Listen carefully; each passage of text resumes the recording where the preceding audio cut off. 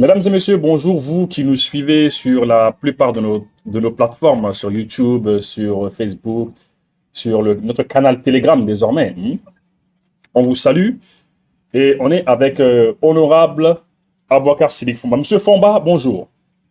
Bonjour. Monsieur Fomba, pour ceux qui ne vous connaissent pas, vous êtes au CNT, le CNT au Mali, puisque le Mali est un pays qui est en transition. Le CNT est l'organe législatif. Vous êtes, c'est l'équivalent de l'Assemblée nationale et vous êtes un membre du CNT. Donc pour nous, vous êtes un député. Monsieur Fomba, bienvenue. Et qu'est-ce que vous pensez des propos de Bourgi, Monsieur Robert Bourgi, qui est sorti il y a quelques jours de cela? Il est sorti, il a dit beaucoup de choses. Qu'en pensez-vous? Est-ce que vous l'avez écouté et qu'en pensez-vous?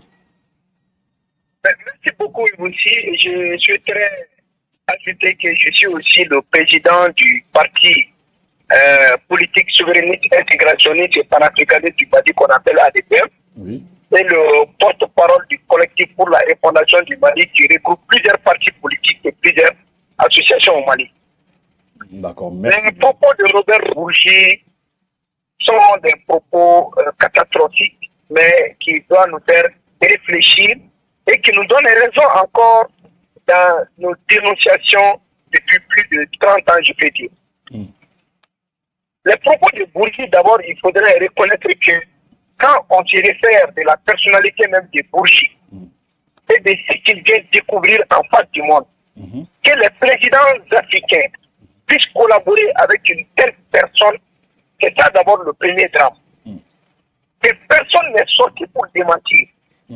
Cela veut dire que la démocratie en Afrique, c'est une démocratie de façade. Et dans les propos de Bourgi, il affirme qu'il travaille avec des présidents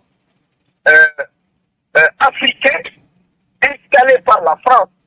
C'est-à-dire, ça veut dire tout simplement qu'en Afrique, il y a eu des votes, mais il n'y a pas eu d'élection. Donc, quand il y a Alassane Dramane Ouattara, ça, on le sait très bien. Mais il y a eu plusieurs cas au Mali. Même en 1992, Alpha Oumar Konaré n'a pas gagné les élections. C'est Tchéoulé Mouadou Konaté qui avait gagné les élections. Et ça prouve à suffisance qu'ils ne sont pas dans une démocratie en Afrique. Oui, mais comment savoir mais en même temps, comment savoir que Alpha Oumar Konaré n'a pas gagné en 1992? Comment savoir? Comment être sûr? Je le sais, moi je le sais.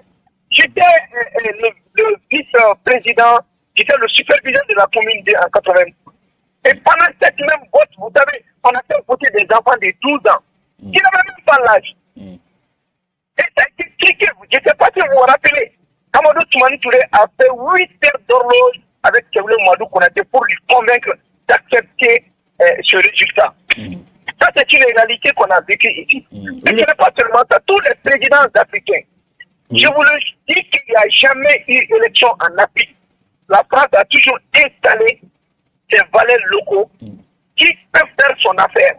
Et dès lors que ça ne va pas, elle intervient pour les enlever et organiser une autre élection. Sinon, un autre vote, sans élection.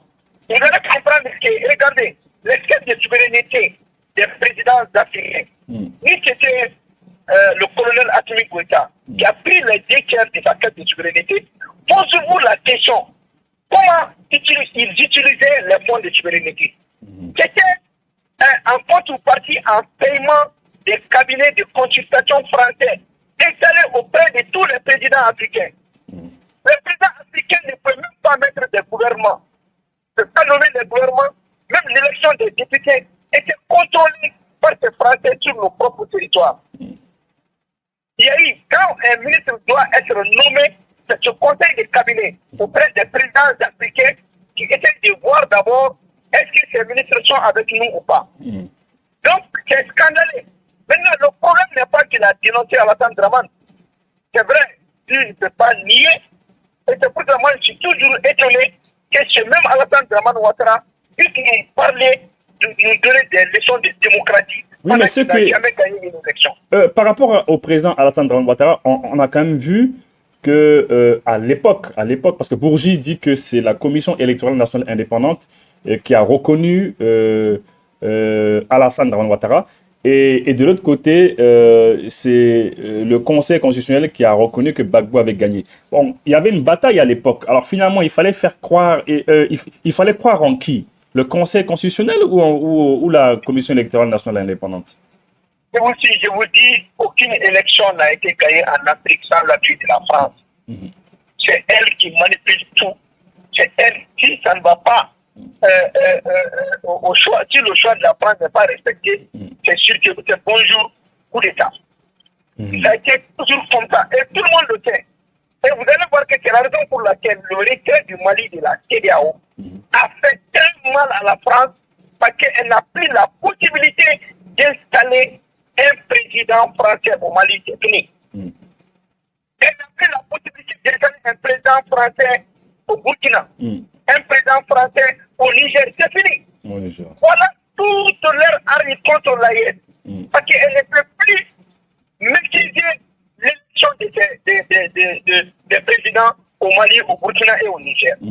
Et vous allez voir que cette déclaration de Bouchi doit faire réfléchir à ces soi-disant partis politiques qui nous mettent, qui nous chauffent le tympan tous les jours, retour à l'ordre constitutionnel, retour à l'ordre constitutionnel. Vous avez compris aujourd'hui que ce retour à l'ordre constitutionnel dont la France incite tout le temps, c'est le retour à l'élection, à l'installation des valeurs locaux français et au niveau de nos différents pays. Donc, bourgeois, parce que c'est des bourgeois. Si c'était venu d'un autre Africain, on va dire que non, lui, celui-là, c'est un menteur, il a fait cela. Mais tout le monde sait que Bourgi est un malhonnête, c'est un escroc. Et même, il a prouvé en face du monde qu'il est un escroc. Et il était dans ce comportement d'escroquerie, il a fait avec les présidents africains. Ouais, c'est vrai qu'il a fait fortune. Démocratiquement élu. C'est vrai qu'il a fait fortune avec les chefs d'État africains. Parce que lui-même, il a dit que le président Ali Bongo lui donnait $1 million chaque année pour lui-même. Et c'est l'argent public. L'argent des Gabonais. Oui. Mais aussi, ils viennent de nous dire que c'est eux-mêmes qui sont à la base du misérabilisme de l'Afrique. C'est pour ça qu'on dit que la France est à la base de nos problèmes. Les gens ne peuvent pas comprendre. Mais en réalité, ce n'est pas en nous disant que c'est la France, mais la France n'a jamais détruit un pays sans la complicité des mauvais prises de ce pays. Regardez aujourd'hui le cas du Mali. Qui a amené la France au Mali? C'est des hommes politiques maliens qui ont volontairement signé des accords avec la France pour sous-traiter la sécurité du Mali. Sinon, déléguer la sécurité du Mali à la France, déléguer la sécurité du Mali à la communauté internationale. C'était au temps de la transition d'abord à travers Dongouda. Et après, c'était avec Ibeka. Et pendant ce même moment, Moussa Mara était Premier ministre. Quand on signait l'accord Barkhane de mise sous tutelle du Mali à la France, c'est-à-dire on a mis sous tutelle, on a délégué la sécurité des Maliens, la sécurité, l'armée malienne sous tutelle de la France en signant des accords bidons. Ils ont voulu. Aujourd'hui, ces mêmes politiciens nous chauffent le tympan comme si c'est eux qui peuvent être encore une solution pour le Mali. Donc vous comprenez que, et quand on les entend parler, ils disent que oui, on veut mettre fin à la pratique politique, ce n'est pas ça. C'est nous, hommes politiques, qui sont à la base de la déliquescence de l'Afrique. D'accord, Bourgi. D'accord, pour revenir à Robert Bourgi, Bourgi, il a parlé de Blaise Compaoré ici, qui a donné l'équivalent de $3 millions à Jacques Chirac en 2002. Oui, c'est-à-dire, et aussi, Bourgi nous a fait comprendre tout simplement que pendant 30 ans, on était dans l'escroquerie politique. Pendant 30 ans, les présidents africains étaient avec la France pour financer les élections en France, pour financer la France, en dehors du fait que tous ces pays francophones donnent 500 milliards de dollars à la France tous les ans. Donc, vous voyez un peu. Ouais, mais ces 500 milliards, est-ce que c'est d'actualité? Parce que j'ai appris à plusieurs reprises que ce n'était plus d'actualité. Non. Pourquoi ce n'est pas d'actualité? Vous ne pouvez pas le savoir. Quand la France installe un président en Afrique, c'est toujours la même chose. Ça se fait sur 2 voies. Et on va vous dire qu'il a donné $1 million, il a donné 100 millions, mais Est-ce que vous voyez la traçabilité au niveau du ministère des Finances de ce pays-là? Mais ça se paye comme à ce type de fonds de souveraineté. Regarde, les fonds de souveraineté d'État, le fonds de souveraineté de Alassane Dramane Ouattara, c'est combien? Le fonds au niveau du Sénégal, c'était combien? Les fonds au niveau du Niger, c'est combien? Au Mali, dans tous ces pays africains-là. Et tous ces budgets-là, c'est d'abord accepté par la France avant qu'on vote. Et voilà la raison pour laquelle, dans la plupart de ces pays, la France finance les budgets d'État à hauteur de 20-40%. Dans la plupart de ces pays, d'accord. Mais, Monsieur Fomba, Monsieur Fomba, comment comprendre que Bourgi soit sorti maintenant? En 2011, il était sorti aussi. En 2017 aussi, il était sorti pour faire la même chose. Pourquoi sortir maintenant, en 2024, et tenir de tels propos? À votre avis? Non, Bourgi est sorti parce qu'il a compris que la France est en chute libre. Bourgi est sorti sur une télévision africaine. France 24 l'a destinée aux Africains. Oui. Uniquement pour montrer que la France a fini avec Alassane Dramane Ouattara. Et donc maintenant, parce que les pays n'ont pas d'amis, ils ont des intérêts. Et la France n'a plus d'intérêt avec Alassane Dramane Ouattara. Certainement, la France est en train de préparer une autre personne en République de Côte d'Ivoire pour remplacer Alassane Dramane Ouattara. Donc Alassane Dramane Ouattara est livré maintenant à son sort. Mais comment le savoir? Puisqu'ils s'entendent bien. Ils s'entendent bien quand même. Vous voyez, et dans la même logique, quand Macron a dit que cela a été fait, aujourd'hui Macron est en train de plaider pour fermer la CPI de l'Afrique. Macron a demandé à ce qu'on ferme la CPI. Et pendant que nous demandons de nous retirer de la CPI, parce qu'il sait qu'Alassane Dramane va finir à la CPI après cette déclaration. Oui, on a vu hier sur ces mêmes télévisions françaises destinées à l'Afrique, on a vu qu'il y a un bureau, le bureau de la greffe, quoi. C'est ceux qui s'occupent de la greffe, des greffes, disons, au niveau de la CPI à Abidjan. Ce bureau doit fermer, mais les autres bureaux vont rester parce que le bureau qui s'occupe des greffes ne mène pas d'enquête. Mais ceux qui sont chargés de mener les enquêtes vont toujours rester à Abidjan. Mais vous pensez qu'il y a un lien entre ces événements?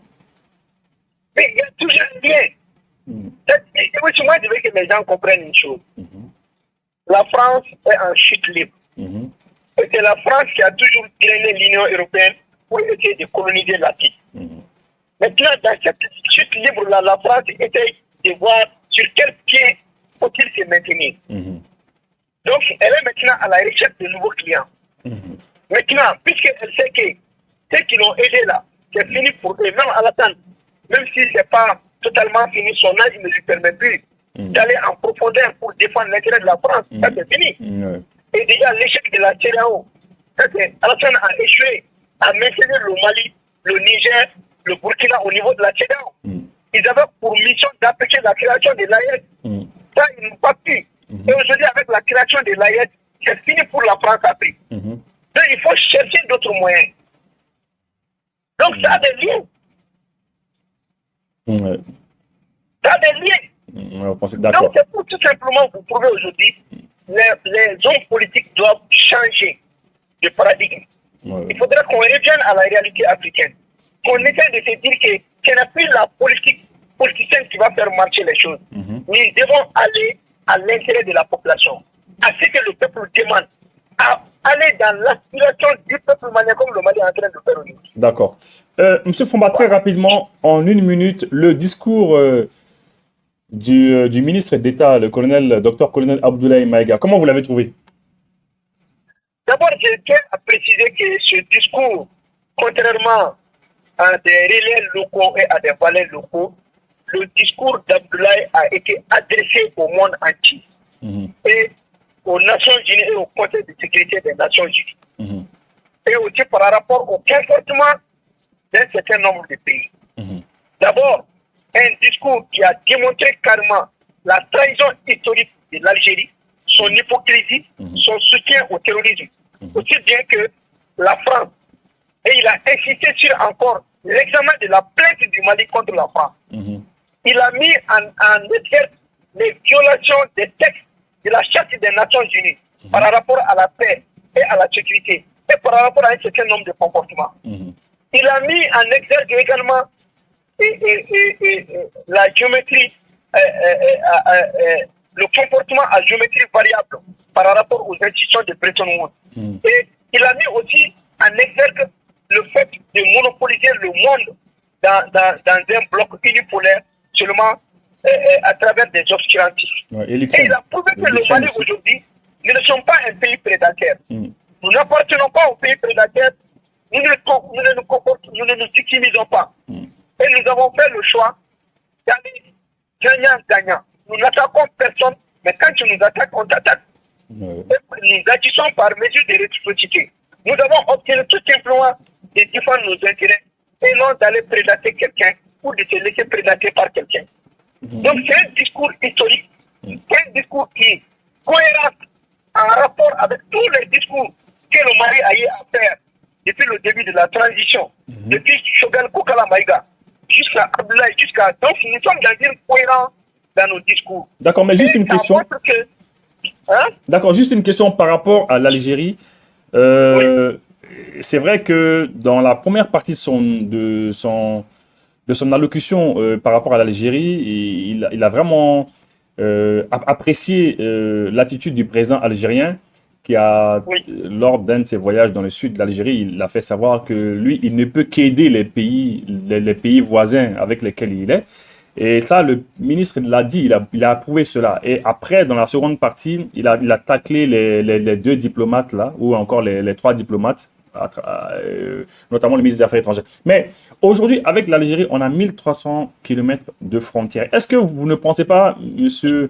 Fomba, qu'à un moment donné, il va falloir aussi qu'on essaie de voir comment on peut jouer la carte de la diplomatie pour essayer de s'entendre avec eux pour la sécurisation de notre frontière commune? Est-ce que vous pensez que ça peut marcher? Mais je vous dis ce que Abdoulaye Maïga, le colonel, a dit. À sa place, ils allaient dire plus que tout ça. À un certain moment, il faut traiter la plaie. Il faut mettre la main dans l'abcès. L'Algérie joue au chaud et au froid. On ne peut pas comprendre que l'Algérie tient à l'accord d'Alger. Pendant que nous savons bel et bien que l'accord d'Alger, c'est un accord de partition du Mali. On ne peut pas. L'Algérie a oublié les efforts qu'on a fournis. Maintenant, ce qu'il vient de dire, c'est de la vérité. Les pays ne s'entendent pas parce que l'un veut ou l'autre ne veut pas. L'Algérie est obligée de s'entendre avec le Mali et le Mali le fera avec l'Algérie parce qu'on est unis par ce qu'on appelle la ligne d'indivisibilité sécuritaire. Et cette ligne d'indivisibilité sécuritaire, chaque pays doit faire en sorte pour maintenir cette ligne-là. Nous sommes dans le CEMOC ensemble. Comment l'Algérie peut se comporter en hypocrisie et faire comprendre aux Nations Unies et demander même qu'ils ont tampon contre le Mali? Mais les gens ont oublié ça. L'Algérie avait demandé une annexion, une zone tampon au Mali. L'Algérie avait demandé la mise sous tutelle de l'armée malienne à la communauté internationale à Trézawatel. C'était officiel, ça? C'était officiel? C'était officiel, il l'a dit. Il a dit que c'est une zone tampon au niveau de Trézawatel. Ah, d'accord, je n'étais pas au courant. Il l'a dit, il faut aller chercher. L'Algérie a demandé qu'il faut une zone tampon. D'accord. Une zone tampon à Trézawatel. D'accord. Mais maintenant, vous pensez... Mais à votre avis, à quel moment l'accalmie va venir? À quel moment, à votre avis?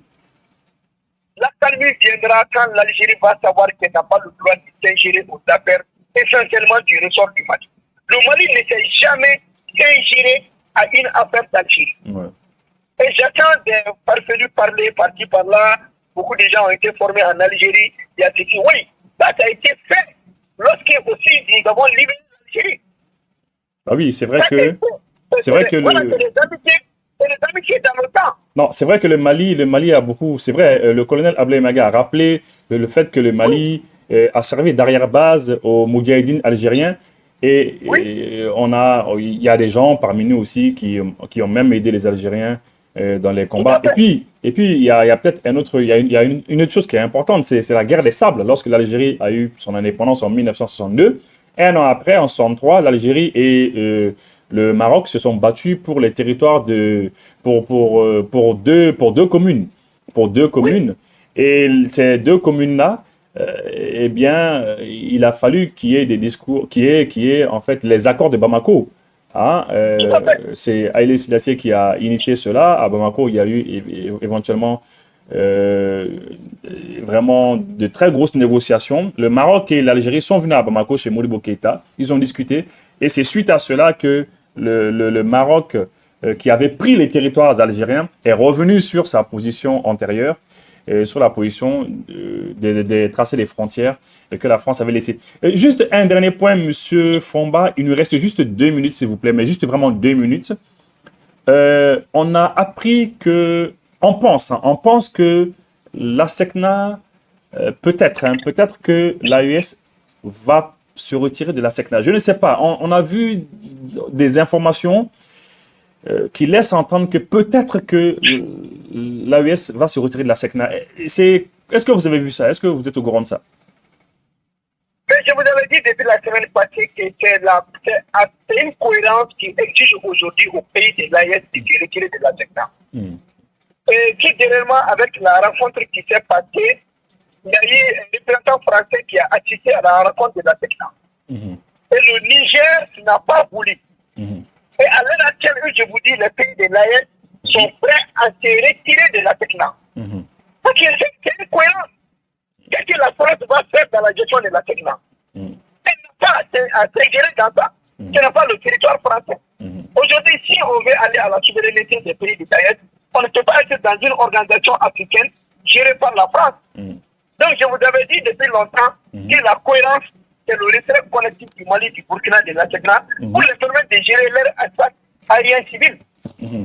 Donc, dans les jours à venir, c'est indéniable que ces 3 pays se retirent de la SECNA tant que la France est dedans. Tant que la France est dedans, ils doivent se retirer. Maintenant, au cas où la France se retire complètement, ça peut être géré d'autre façon. Mais le mieux et la cohérence exige au pays de l'AES aujourd'hui de se retirer de la SECNA. Mais avant de conclure, je voudrais tout simplement dire aux uns et aux autres que Modibo Keïta, en son temps, a fait des timbres spéciaux. C'est vrai. Et qui ont servi à l'indépendance de l'Algérie. Oui, c'est vrai. Des timbres spéciaux. C'est vrai. Donc c'est important. L'Algérie en a fait au Mali, le Mali a fait à l'Algérie, mais ce discours d'Ablaye Maïga, moi je le soutiens, il faut le dire pour qu'on se dise la vérité et que l'Algérie revienne sur son pas. Cela ne veut pas dire qu'on a déclaré la guerre, mais que l'Algérie, en premier lieu, qui a déclaré la guerre, qui avait même voulu annexer Tinzaouaten. Voilà tout le sens du discours du colonel Ablaye Maïga. D'accord, Monsieur Fomba, on vous remercie d'avoir participé à notre émission. Merci. À chaque fois qu'on a besoin de vous, vous êtes toujours disponible. Merci infiniment. Merci beaucoup. Merci, au revoir. On était avec M. Fomba, Boubacar Sidiki Fomba. Il est membre du CNT, c'est l'équivalent de l'Assemblée nationale.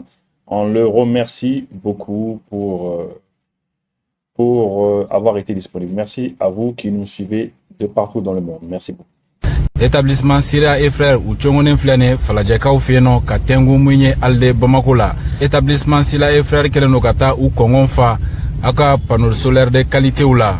Wa songo damateme jafana obe akan nga songo kote panneau solaire mumbe no ni établissement Syria et frères Talenokatu Kongonfa la kana kile borawo kabanogo de kelenoka sankolo ka omnebi walma klima bo ni panneau solaire mun ni établissement Syria et frères nanani aye umogo be mina o e kile yelen dorain mbalmake mbalmamso kana sontuguni ni wati wulikma dumain ka senga na I Kongonfa établissement Syria et frères Maufino Falaje Katengu Alde Bamakola établissement Syria et frères qui toro jana ka foki imogo debe ka ika commande ka a livrer nega juru coupe kele 70